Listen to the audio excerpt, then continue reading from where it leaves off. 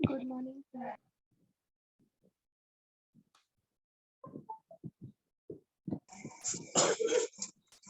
Good morning, sir. Good morning.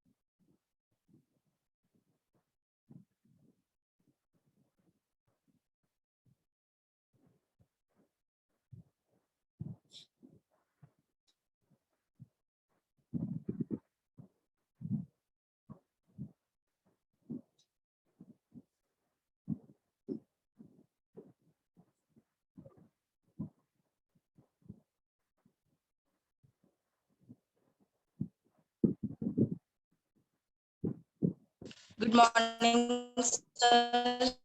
Good morning.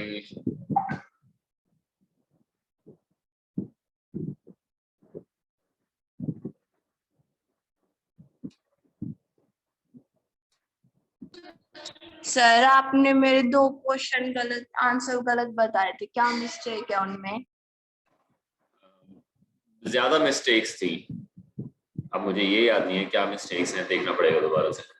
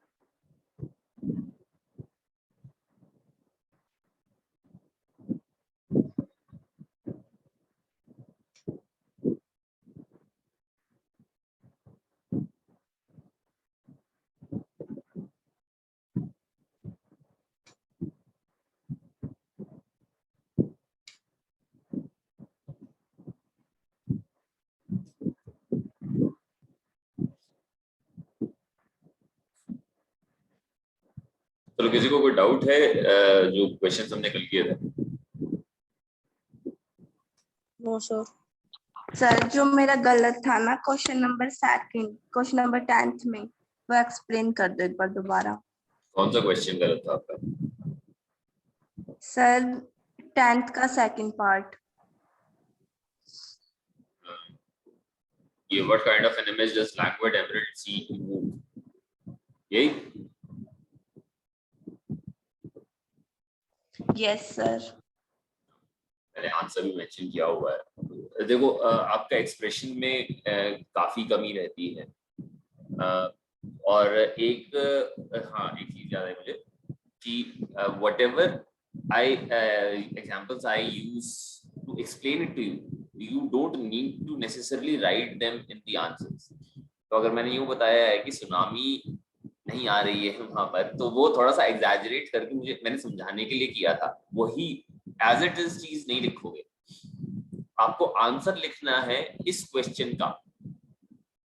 ठीक है, तो अब ये 20 to 30 वर्ड्स का क्वेश्चन है, तो इसमें first of all you will be explaining what does each of the word means. तो what does language and emerald mean, और उसके बाद में आप एक्सप्लेन कर सकते हो कि it evokes an image of a very peaceful green coloured sea, और ग्रीन कलर किस रीजन से हो सकता है, बस इतना सा एक्सप्लेन करना।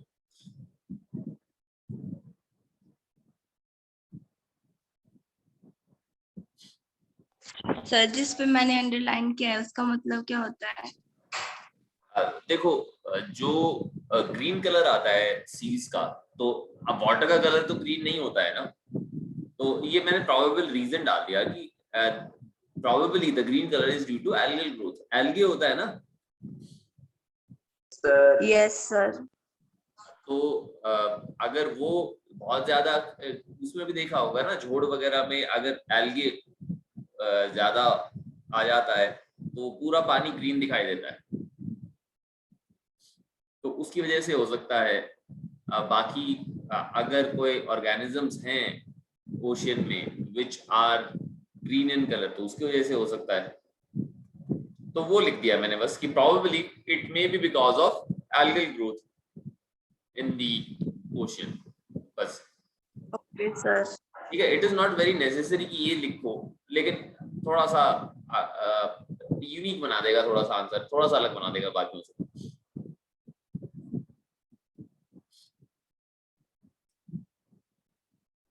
Good morning sir.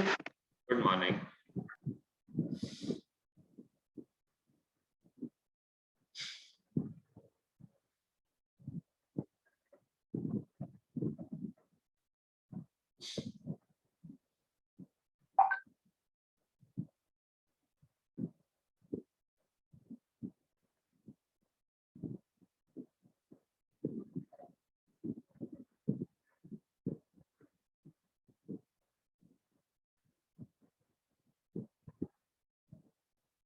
चलो, और किसी का कोई डाउट है क्या? No sir. No, sir.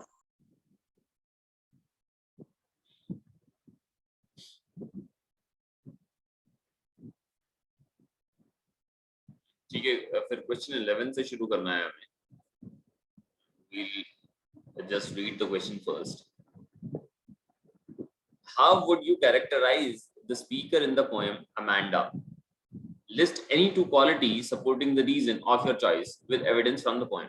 तो यहाँ पर जो speaker है, we are talking about the parent or the guardian who is speaking. तो उसको किस तरीके से characterize करोगे? Characterize means what kind of characteristics or qualities does this speaker have? किस तरीके का है जो भी बोलता है ये do this, Amanda, do that, yoga and did this, तो उसके characteristics किस तरीके का नजर आता है?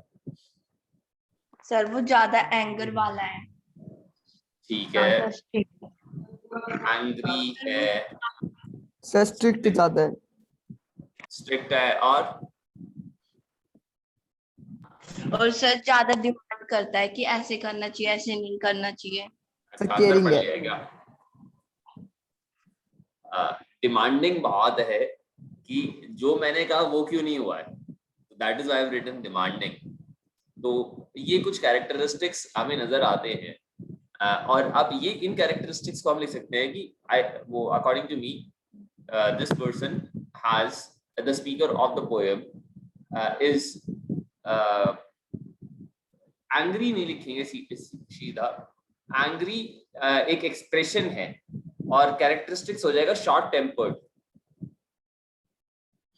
शॉर्ट टेम्पर्ड मतलब बहुत जल्दी जिसको गुस्सा आ जाता है, तो such a person is short tempered. तो such this person is short tempered, strict and demanding.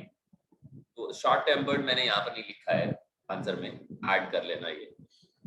अब और क्या है ये, मतलब this person also appears to be very authoritarian. Authoritarian क्या होते हैं?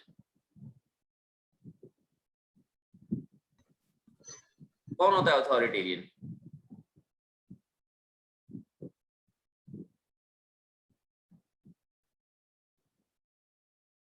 हेलो सर वो ये चाहता है कि जो मैं बोलूं वही हो। ऑथोरिटेरियन गवर्नमेंट्स नहीं सुना है क्या? या ऑथोरिटेरियन रूलर हो जो किसी और की नहीं सुनता हो, जो अपनी चलाता हो कि जो मैंने कहा है वो ही चीज होनी चाहिए। such a person is not going to listen to anyone else, or such a person will not try to understand someone else's perspective. So the speaker can be characterized as short tempered, strict or stern. दोनों का मतलब same ही है, strict या stern कोई भी हो। He or she is very demanding, and definitely this person is authoritarian. और अभी हमें we need to, अब ये characterize तो हमने कर लिया है, now we, और ये qualities भी हैं इसकी,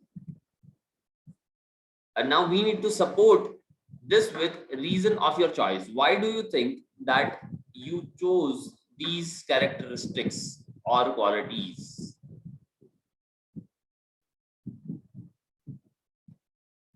So कोई भी एग्जाम्पल ले सकते हो कि क्या क्या करने के लिए कहा है, क्या क्या नहीं करने के लिए कहा है। तो जो भी बैठने के लिए प्रॉपर कह रहे हैं या शूज ठीक करने के लिए कह रहे हैं जिसकी वजह से डांट रहे हैं बार बार में, तो कोई भी एग्जाम्पल ले सकते हो आप। अब इस क्वेश्चन में मैंने है ना थोड़ा सा एक ऑपोजिट व्यू भी लिया है कि देखो अपीयरेंस में ये दिखाई देता है कि ये शॉर्ट टेम्पर्ड है, स्ट्रिक्ट है, डिमांडिंग है, लेकिन ये भी तो हो सकता है ना this person is caring as well, कि ये बहुत ज्यादा केयर करता है अमांडा के बारे में, इसलिए this person is trying to improve Amanda. अब इम्प्रूव उसके हिसाब से वो ठीक कर रहा है, ठीक है। तो केयरिंग भी हो सकता है ये, और केयरिंग का भी एग्जांपल दे सकते हो कि भाई जैसे पोस्चर करेक्ट करने के लिए बोलता है कि why are you slouching, why don't you sit up straight.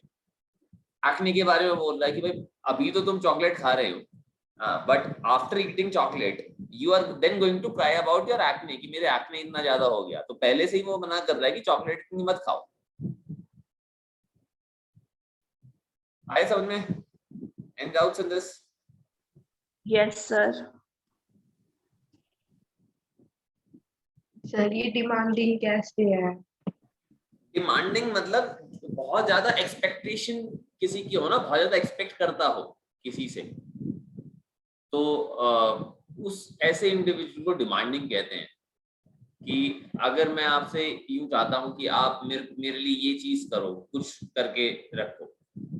मान लो घर में मम्मी पापा डिमांड करें कि आप सारा के सारा घर की सफाई वफाई कर लो, खाना वाना भी बना दो, होमवर्क वगैरह भी कर दो, और उसके बाद में अपना ख्याल भी रख लो, बाहर से अगर कुछ सामान लेके आना है वो भी ले आओ। तो ये अगर सारी की सारी चीजें एक्सपेक्ट करने लग जाए, such a person can be said to be, मतलब बहुत सारी की सारी चीजें नहीं, हाँ बहुत सारी चीजें अगर डिमांड करने लग जाए तो such a person can be said to be demanding. ठीक है? Yes sir. तो नेक्स्ट क्वेश्चन देख लें फिर। Yes sir. Amanda is alone but not lonely. अब ये बहुत अच्छा क्वेश्चन है वैसे। You need to understand the difference between these words. Amanda is alone but not lonely in the world she envisions. तो envision means she imagines, या वो देखती है ऐसे जिस वर्ल्ड को देखती है। तो she imagines herself as being alone. जैसे I think mermaid वाले में कहा है that in the languid emerald sea where the sole inhabitant is me.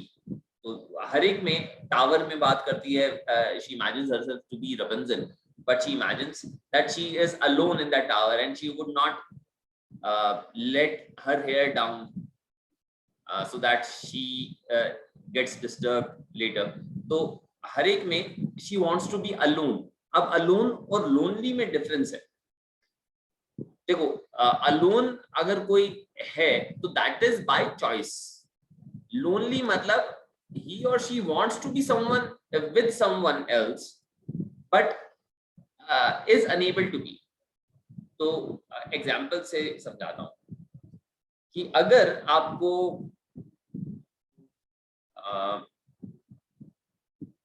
Class के अंदर ही कोई बात नहीं कर रहा आपसे, बाकी सब लोग आपसे नाराज हैं, बाकी सब लोग आपस में खेल रहे हैं या कुछ भी बातें कर रहे हैं, आपसे कोई बात नहीं कर रहा, लेकिन आप करना चाहते हो, आप उनके साथ में खेलना चाहते हो, जो भी पढ़ाई करनी है, एंजॉय करना है, जो भी करना है करना चाहते हो। तो ऐसी सिचुएशन में you will be feeling lonely, कि आप चाहते हो दूसरों के साथ में मिल रहना, लेकिन because of the circumstances you are not able to. So such a situation is called being lonely. That now in the opposite situation, Amanda is alone. Alone वो by choice है कि आप परेशान हो गए हो, अपने फ्रेंड्स बहुत ज्यादा बात करते हैं तो सर में दर्द हो गया है, तो कुछ टाइम के लिए कहते हो कि ठीक है भाई अब मेरा पीछा छोड़ो, अब मुझे अकेले रहना है थोड़ी देर के लिए। तो that means you want to be alone और वो आपका बाय चॉइस है। तो जो सेकंड वाले में है उसमें आपको शायद बुरा लग रहा होगा। अलोन में when you want to be alone, तो उसमें यू फील मोर काम, यू फील मोर कंटेंट, तो वो बाय चॉइस है। तो अमांडा जब एनविजन करती है अपने आप को, when she sees herself in different situations, she imagines herself to be alone and not lonely. Now we need to justify the statement with reference to any one image she pictures in her mind. तो कोई भी image लेनी है और उसके हिसाब से हमें ये एक्सप्लेन करना है। तो आंसर में initially you will be explaining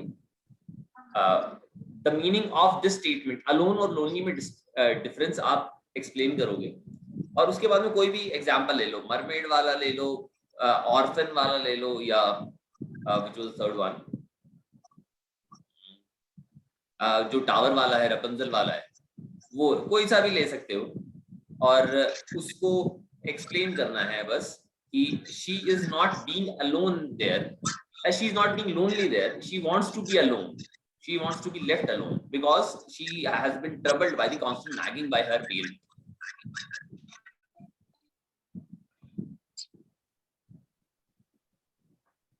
समझ में आया नहीं आया अभी, या एक्सप्लेन करूं और इंडिविजुअल एग्जांपल के साथ में? ये जो आंसर मैंने लिखा है उसमें मरमेड वाला लिया है, तो मरमेड की जगह दूसरा एग्जांपल ले लेते हैं। Let us take the example of when she imagines herself to be an orphan. तो when she imagines herself to be orphan, वो क्या कर रही है? She is alone. अब alone तो है, but she is enjoying herself because she can walk anywhere and she is able to make patterns on soft by her bare feet on soft dust. So when she is imagining herself to be orphan, she wants to be alone. अब ये alone क्यों होना चाहती है? Because of the constant nagging. कि उसको बहुत ज्यादा परेशान कर चुके हैं, बहुत ज्यादा डांटा जा रहा है, बहुत ज्यादा बताया जा रहा है कि that you didn't do this, you had to do this. So because the constant nagging, she wanted to be alone. तो यहाँ पर she is not lonely. वो चाहती नहीं है कि वो बाकी लोगों के साथ में रहे, वो चाहती है अलग से ही वो अकेले घूम रही हो। और जो तीनों इमेजेस हैं, तीनों में वो अकेला रहना चाहती है। तो she wants to be alone and not lonely. I hope it is clear to you now. Yes sir. Yes sir.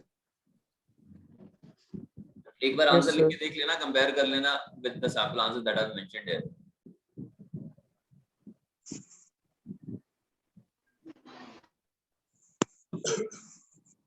Sir आपकी वॉइस क्लियर नहीं आ रही। बाकियों को आ रही है? Yes, Yes, sir. sir. Yes अगर sir. बाकियों को आ रही है, that means there is a problem with your network. थोड़ा सा अगर डेटा कार्ड यूज कर रहे हो या मोबाइल नेटवर्क यूज कर रहे हो, तो थोड़ा सा बाहर जाकर बैठ के देखो, खुले में इम्प्रूव हो जाएगा। ओके, नेक्स्ट थर्ड वाला देख लेते हैं अभी। ये थोड़ा और इंटरेस्टिंग क्वेश्चन है। So this is Calvin, a character from a comic strip created by Bill Watterson. तो ये खैर ये वाली information is not very necessary to answer the question. ये सिर्फ एक्सप्लेन कर दिया, ये किसी कॉमिक में से उठाकर आपको दिया है। Now do you think this might be something Amanda would say? Why or why not? अब ये कैरेक्टर, कार्टून कैरेक्टर क्या कह रहा है? It is not denial, I am just very selective about the reality I accept. सो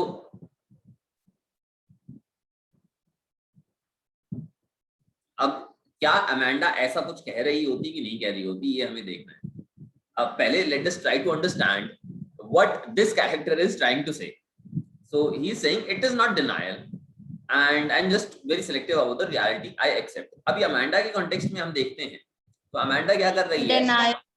उसकी situation कुछ है that she is being constantly nagged, she is being constantly directed to do something, but she is imagining herself to be somewhere else.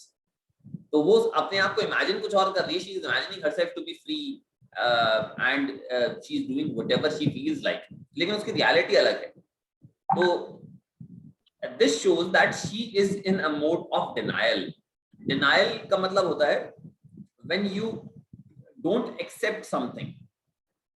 When you don't accept अब यहाँ पर इस case में reality की बात हो रही है, तो यू डोंट एक्सेप्ट रियलिटी. तो डिनाई करना मतलब नॉट एक्सेप्टिंग. ठीक है. Denial means you are not accepting something. Okay.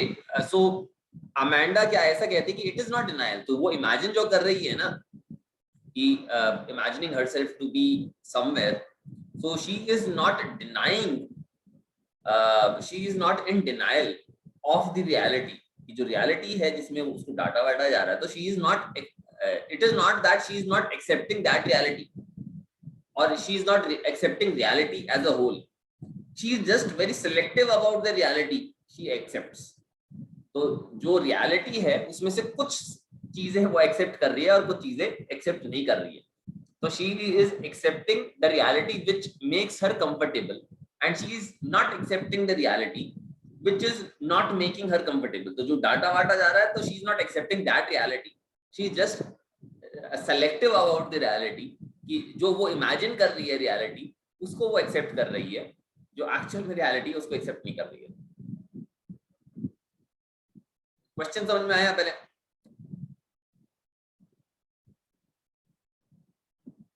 No sir. नहीं आया. सर मुझे भी नहीं आया. अच्छा,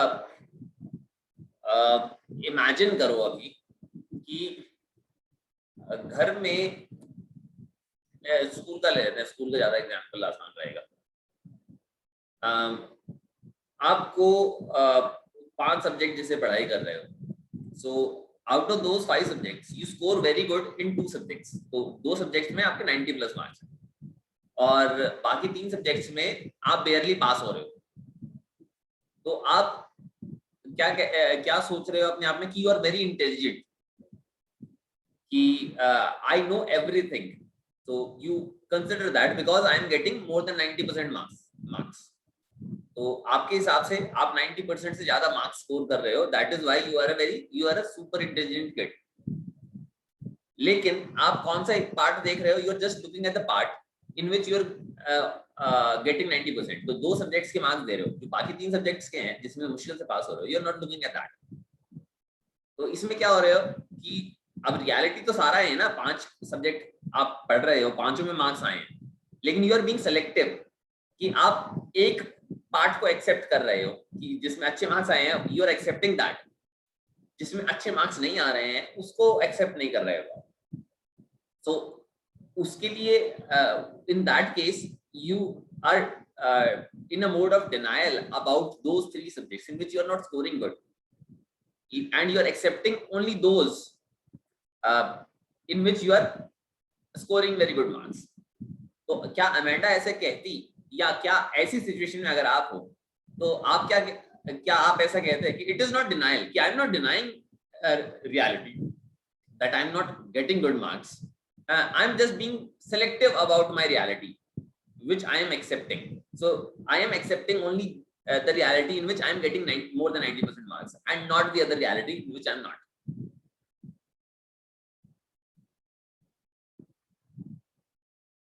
अभी भी नहीं आया? सर मुझे नहीं आया. ये एग्जाम्पल भी समझ में नहीं आया क्या? No sir. थोड़ा सा फिलोसॉफिकल है ये. वापस से एग्जाम्पल रिपीट करने की कोशिश करता हूं मैं. अब 4 सब्जेक्ट्स हैं, अब 2 में 90-90 लेके आ रहे हो और 3 में आप 40-40 लेके आ रहे हो. अभी आप क्या कहते हो कि मेरे 90% से ज्यादा मार्क्स हैं, और गलत नहीं है, आपके 90% से ज्यादा मार्क्स हैं लेकिन सिर्फ 2 सब्जेक्ट्स में. लेकिन आप क्या कहते हो कि मेरे 90% से ज्यादा मार्क्स ही हैं. तो अगर कोई और देख रहा हो तो क्या कहेगा कि you are in denial, you are not accepting your marks in other subjects, कि बाकी नहीं देख रहे हो, टोटल करो ना, 40 प्लस 40 120 प्लस 180 300 हो गया, 60% मार्क्स हैं total, but what you are considering that you are getting 60% 90% marks. तो अमेंडा का भी कुछ कुछ ऐसा हो रहा है ना, Amanda is not accepting her complete reality. Amanda क्या कर रही है, she is imagining herself to be somewhere else, वो अपने आप को इमेजिन कुछ और कर रही है और उसकी रियलिटी कुछ और है। तो इमेजिन क्या कर रही है अमेंडा, अमेंडा इमेजिन कर रही है कि she is free and she is in a peaceful environment, कि उसको सुख शांति सब कुछ है, फ्रीडम है उसको, वो जो चाहे कर सकती है। तो ये उसकी इमेजिनेशन है।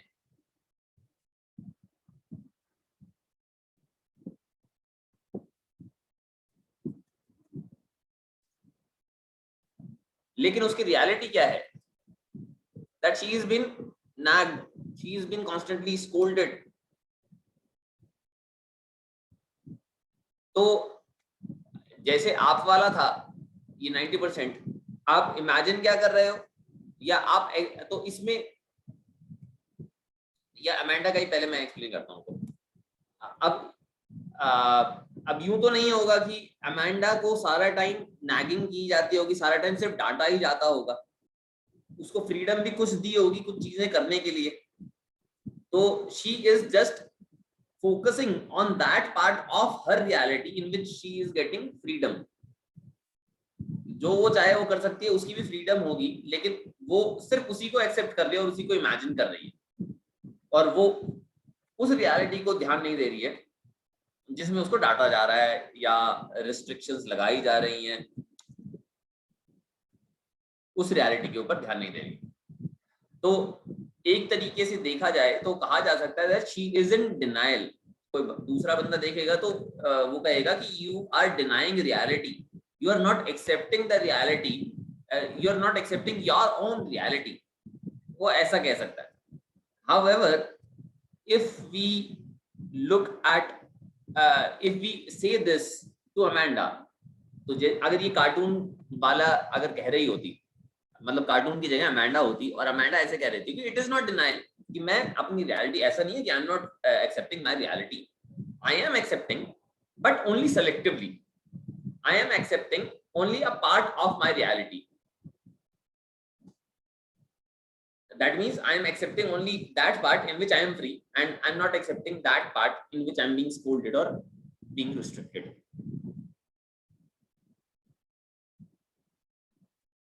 अब बताओ, अभी भी नहीं आया समझ में? सर अब आ गया समझ। ऐसा तो नहीं है ना कि हार मान ली कि सर को कोई नहीं बख्श देते हैं? नहीं सर, आ गया समझ में। ठीक है, थोड़ा सा दिमाग लगाने की जरूरत है इसमें, थोड़ा सा नहीं, ज्यादा दिमाग लगाने की जरूरत है। थोड़े हायर लेवल क्वेश्चंस दिए हुए, लेकिन अच्छा है ना, मजेदार क्वेश्चंस हैं। तो अगर आपको क्या लगता है कि अमेंडा ऐसा कुछ कहती कि नहीं कहती, क्या लगता है? यस और नो दोनों हो सकते हैं, जो चाहो वो कह सकते हो, मैंने आंसर छुपा दिया। बताओ क्या लगता है कि ऐसा कुछ कहती कि नहीं कहती, कि I am not in denial, I am just being very selective about my reality.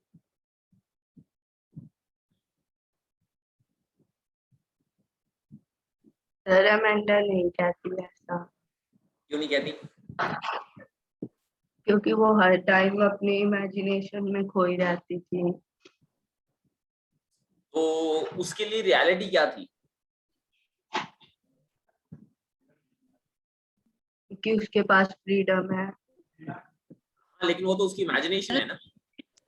थी कि उसे उसके ऊपर हमेशा रेस्ट्रिक्शन लगाई रखती है। देखो, हर किसी की रियलिटी, इमेजिन्ड रियलिटी और एक्चुअल रियलिटी अलग अलग हो सकती है।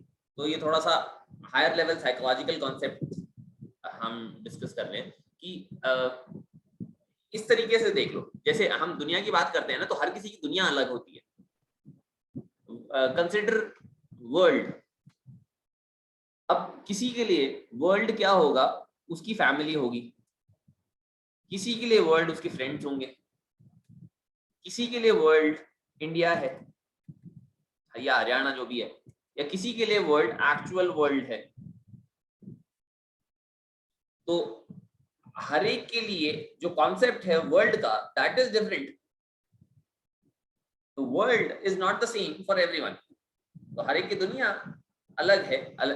तो अगर कोई कंसिडर करता है that my family is my world और my friends are my world, तो क्या उसको यूं कहेंगे कि you are in a denial, you are in a state of denial that you are not accepting what the world actually is। तो उसमें आगे वाला कह सकता है I am just being selective about what world means to me. तो इसी तरीके से रियलिटी का है अमेंडा के केस में। क्या अमेंडा ऐसा कहती कि I am not being in denial about my reality, क्योंकि वो रियलिटी को एक्सेप्ट नहीं कर रही है, she is imagining something. Reality में she is being scolded but she is not accepting that reality. So according to me, Amanda would say it is possible that Amanda would have said something like this कि she is not it is not denial। तो whatever she is imagining, जो भी freedom या peace वो imagine कर रही है by imagining herself to be a mermaid, to be an orphan or Rapunzel, तो जो भी imagine कर रही है, तो she is just being selective about the reality। तो she is just focusing on what is good in life। तो जो भी अच्छा है लाइफ में उसके ऊपर फोकस कर रही है।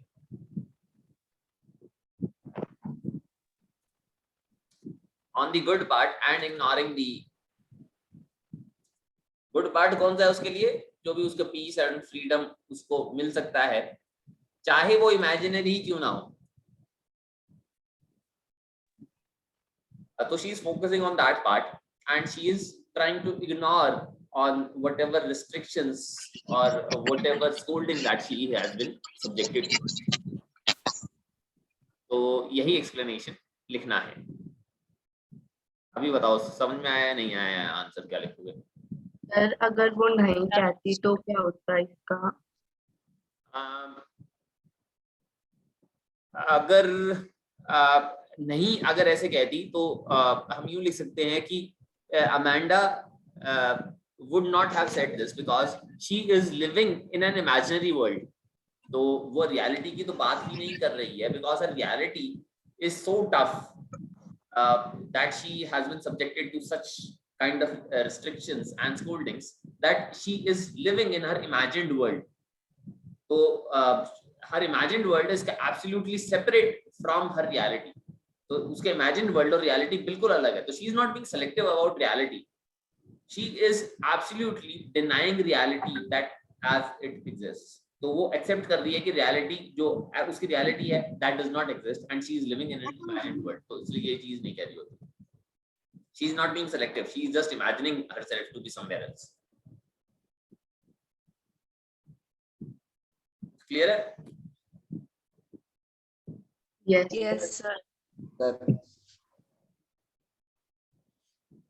किसी को someone wants me to discuss it again? सबको आ गया समझ में? लिखना भी है खुद। सर आगे वाला और अच्छा क्वेश्चन है, इसको और मेहनत लगेगी समझाने में। चलो एक बुक कवर दिया हुआ है, we are talking about question 12। अब ये 100 to 120 वर्ड्स में लिखना है।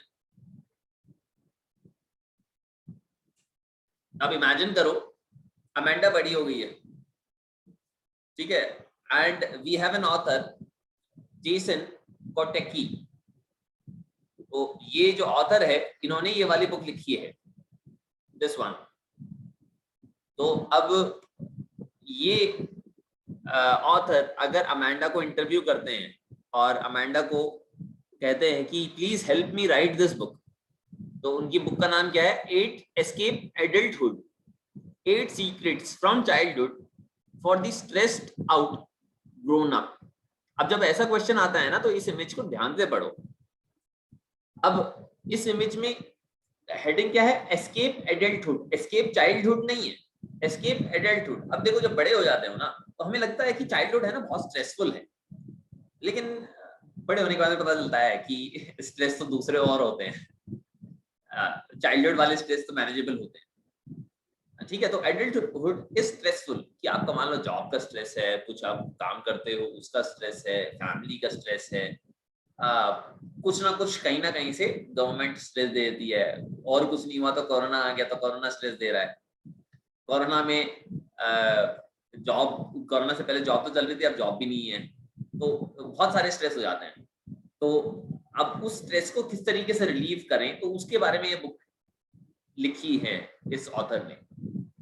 So the title is escape adulthood, कि एडल्टहुड के जो स्ट्रेस हैं वो किस तरीके से एस्केप कर सकते हो। और इसमें जो सब टाइटल मेंशन्ड है तो वो है 8 secrets from childhood for the stressed out grown up.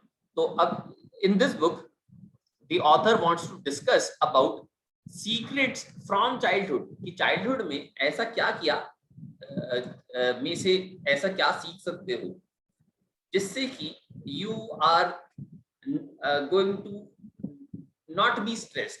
कि चाइल्डहुड में स्ट्रेस इतना नहीं रहता है ना, कि आपको मान लो अगर कुछ टेंशन भी होती है थोड़ी देर के लिए होती है, उसके बाद में भूल जाते हो। तो ऐसे क्या सीक्रेट है चाइल्डहुड में कि आप इतनी जल्दी भूल जाते हो। तो अगर छोटे बच्चों को भी देखोगे ना, 8 to 10 ईयर्स के तो और आराम से होता है, आपकी एज में भी हो जाता है। इमेजिन करो कि पिटाई हुई है, कुछ लोगों की अभी भी होगी, शैतानी तो करते ही रहते होगे ना, कि पिटाई कर दी है किसी ने। अब खुद इमेजिन कर सकते हो कौन कौन पिटाई करता है, मम्मी पापा, कोई और रिलेटिव वगैरह जो भी करता है, उसने पिटाई कर दी अच्छी, ठीक है, आप आधे घंटे के लिए रो रहे हो, ठीक है, कोई ज्यादा रोता है तो 35-40 मिनट तक रोना धोना कर लिया, उसके बाद में सोचा कि मैं नाराज होऊंगा, अब नाराज होने के लिए बैठ गए, आधा घंटा और नाराज होगा, किसी ने नहीं मनाया, उसके बाद में सोचते हो कि खुद मान जाता हूँ और वापस से अपने काम पे लग जाते हो। तो जिसके लिए पिटाई की थी वो भी भूल जाते हो और उसके बाद में वापस से अपने काम पे लग जाते हो। तो चाइल्डहुड में अगर जो भी ऐसे स्ट्रेस वगैरह हो जाते हैं तो you tend to forget about it. तो ऐसे कुछ सीक्रेट्स हैं चाइल्डहुड में which are important for adult life, कि जब बड़े हों अगर वही चीजें आप साथ में रखते हो, तो जैसे चाइल्डहुड में आपका स्ट्रेस ज्यादा टाइम तक नहीं खींचा, कि 1 घंटे के अंदर जो भी आपका स्ट्रेस था वो छोड़ छाड़ के आप वापस से अपना काम करने लग गए, जो भी मस्ती करते हो। तो क्या ऐसा कोई सीक्रेट्स हैं जो कि ग्रोन अप्स को, एडल्ट्स को जो स्ट्रेस होता है उसको रिलीव करने में हेल्प कर सके? तो ये इस बुक में डिस्कस किया हो सकता है। मैंने बुक नहीं पढ़ी है, मैंने भी कवर देखा है। तो जब आप क्वेश्चन पढ़ रहे हो तो इस तरीके से आप क्वेश्चन को इंटरप्रेट करोगे, स्पेशली इस इमेज को इंटरप्रेट करोगे, ठीक है। अब क्वेश्चन पे आ जाते हैं। तो अगर Jason Kotecki would have talk to grown up Amanda, तो अमेंडा बड़ी होगी, उससे अगर बात की होती एंड उससे हेल्प ली होती in writing this book 8 secrets based on writing one of the 8 secrets, what she might share। तो अब 8 सीक्रेट्स में से एक किसी सीक्रेट के ऊपर अमेंडा से अगर बात कर रही होती, कर रहा होता ये ऑथर, तो अमेंडा क्या कौन सा सीक्रेट शेयर करती कि जिससे कि स्ट्रेस रिलीव किया जा सकता है एडल्टहुड में? क्वेश्चन समझ में आया? Yes sir. नो सर, तो दोबारा। ये तो समझ में आ गया होगा ना, ये बुक का टाइटल तो समझ में आ गया ना कि बुक किस चीज के बारे में है? यस। ठीक है। अब क्वेश्चन में ये अगर मान लो मैं ऑथर हूं, आप अमेंडा हो, आप बड़े हो गए हो, तो अब आपको अपना एक्सपीरियंस कुछ याद होगा कि आप स्ट्रेस किस तरीके से रिलीव करते थे। तो अगर मैं ये बुक लिख रहा हूं तो ऑथर्स क्या करते हैं, लोगों से पूछते हैं, इंटरव्यू करते हैं लोगों को, और उनके सजेशंस को इनकॉर्पोरेट करते हैं अपनी बुक के अंदर। तो अब हमें इमेजिन करना है कि ऑथर ने अमेंडा से बात की और उनसे कहा कि मैं ऐसे ऐसे बुक लिख रहा हूं और आप मुझे कोई एक ऐसा सीक्रेट बताओ ना। मैं तो 8 सीक्रेट्स के बारे में लिख रहा हूँ, You just tell me about any one secret based upon your experience. कि आपके एक्सपीरियंस के हिसाब से कोई एक ऐसा सीक्रेट बताओ जिससे कि एडल्ट्स अपना स्ट्रेस रिलीव कर सकते हैं. एक कौन सा सीक्रेट? चाइल्डहुड का सीक्रेट, जिससे कि एडल्ट्स अपना स्ट्रेस रिलीव कर सकते हैं. तो अगर ऐसा क्वेश्चन पूछा होता तो अमेंडा क्या कहती, क्या शेयर करती उस ऑथर के साथ में? तो ये आपको बताना है based upon your understanding of the poem. अभी क्वेश्चन समझ में आ गया? Yes sir. सबको आगे बढ़ लें. अब ये बताओ क्या शेयर करती थी? सर वो कहती कि इमेजिन कर लो. क्या कर लो?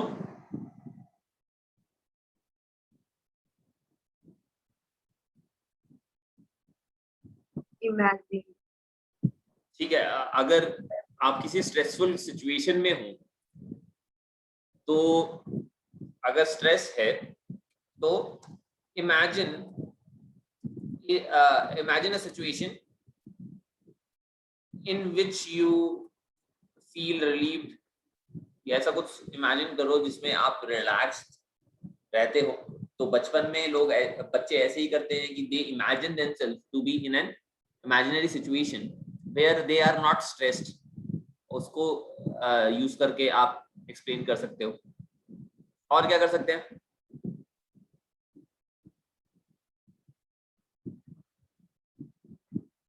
और कोई सजेशन है क्या जो अमेंडा दे सकती थी?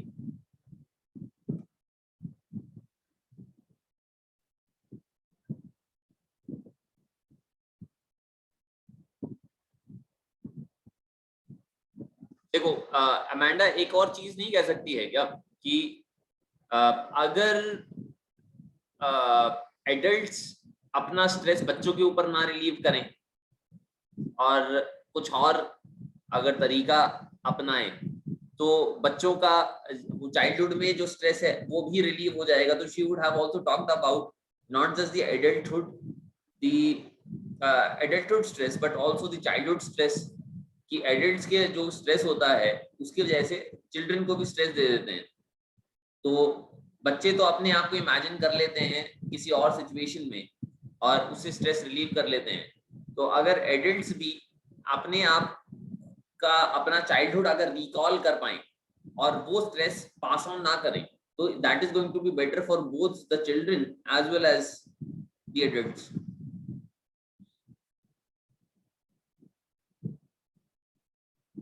कुछ समझ में आ रहा है? Am I making any sense और हाँ जी.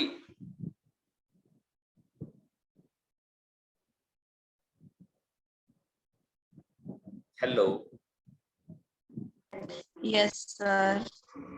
समझ में आ रहा है नहीं आ रहा? सर आ रहा है. इस तरीके से चलो मैं यूं करते हैं, ये बड़ा आंसर है ना तो इसका स्ट्रक्चर देख लेते हैं. स्ट्रक्चर किस तरीके से करोगे उसके साथ में करते जाओ. देखो इनिशियली जब भी कोई बड़ा होगा तो आप में उसके बारे में थोड़ा बहुत इंट्रोडक्शन लिखोगे. तो इंट्रोडक्शन में आप ये लिख सकते हो कि किस तरीके से एडल्टहुड में स्ट्रेस होता है और एडल्ट्स किस तरीके से चिल्ड्रन के ऊपर, बच्चों के ऊपर स्ट्रेस अपना पास कर देते हैं. इंट्रोडक्शन में ये लिख सकता हूँ क्योंकि अमेंडा का ये एक्सपीरियंस रहा है कि उसके जो भी पेरेंट हैं तो वो काफी डांटते वाटते थे. तो ये भी पॉसिबल है कि they would have been stressed. अगर उसके पेरेंट्स स्ट्रेस्ड हैं, उनको किसी बात की कुछ टेंशन वगैरह है तो तब तो डांट ज्यादा पड़ेगी. घर में भी एक्सपीरियंस किया होगा ना, अगर मम्मी पापा किसी बात से कुछ स्ट्रेस्ड हैं, किसी बात से कुछ परेशानी वगैरह चल रही है और उस टाइम में अगर आप कुछ करते हो या कुछ नहीं करते हो तो डांट ज्यादा पड़ती है. तो वो जो स्ट्रेस है उनका वो पास ऑन हो जाता है बच्चों पर. और उसके बाद में आप लिख सकते हो कि Amanda used to do something. Amanda used to imagine herself. तो she used to use her imagination to relieve her stress. और अब नेक्स्ट पार्ट में, तो इंट्रोडक्शन में ये लिख लेंगे कि एडल्ट पास करते हैं अपना स्ट्रेस बच्चों के ऊपर, और बच्चे अपने आप को इमेजिन करके वो स्ट्रेस रिलीव कर देते हैं। अब बॉडी में इसको एक्सपैंड कर दोगे कि किस तरीके से इमेजिनेशन को यूज किया जाता है, किस तरीके से अमेंडा यूज करती थी। तो अमेंडा रिलेटेड एग्जाम्पल दोगे यहाँ पर कि अमेंडा किस तरीके से अपने आप को इमेजिन करती थी। तो वो अपने आप को कैसे कैसे इमेजिन करती थी। She used to imagine herself as an orphan, as a mermaid or as Rapunzel, whatever, और वो अपने आप को जो भी उसकी प्रॉब्लम्स थी उससे ऑपोजिट कुछ इमेजिन करती थी। तो she used to imagine herself in a situation where she didn't have those problems.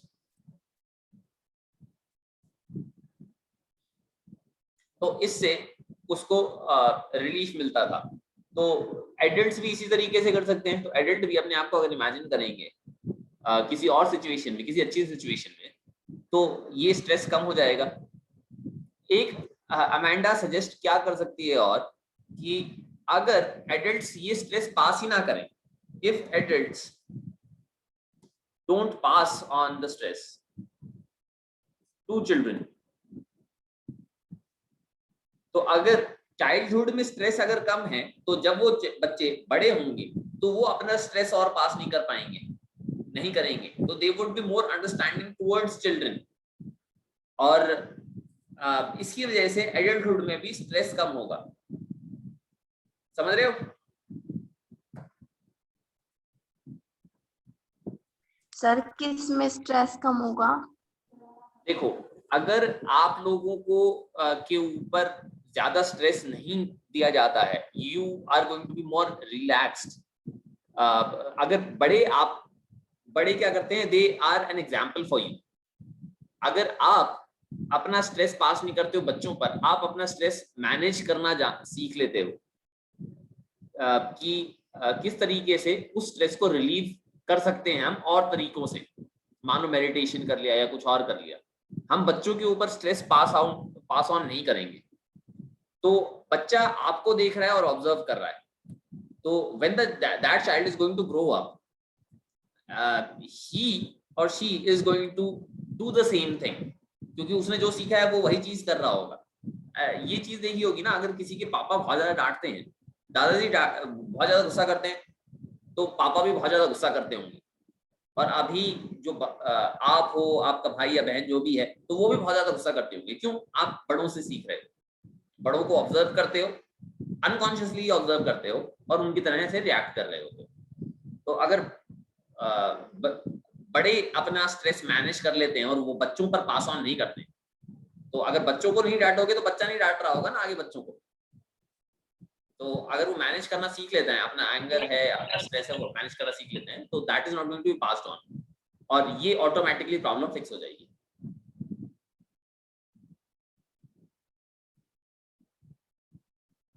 अभी समझ में आया नहीं आया? यस सर, आ गया समझ में। Yes sir. ठीक है, किसी को लिखने में मुश्किल हो रही है? मैंने आंसर पहले से लिख रखे हैं।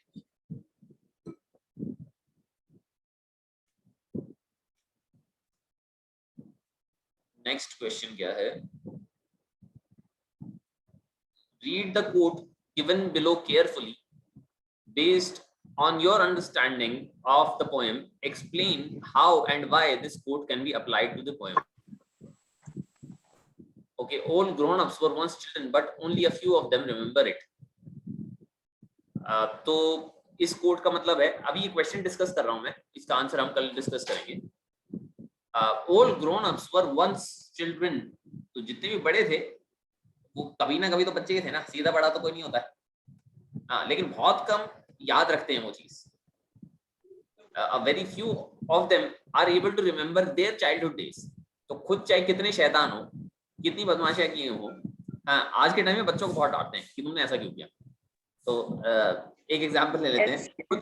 खुद चाहे 5th क्लास में बाइक चलाने लग गए हो, लेकिन आज के टाइम में बच्चों को मना करते हैं बाइक मत चलाओ, डेंजरस है, या खुद पढ़ाई में बिल्कुल नालायक रहे हो और कहते हैं कि बेटा पढ़ा करो, पढ़ने बिना काम नहीं चलता है। तो या इमेजिन करो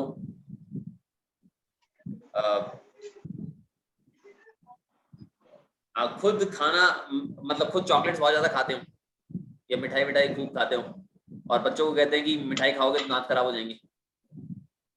तो all grown ups were once children, but a very few of them remember it.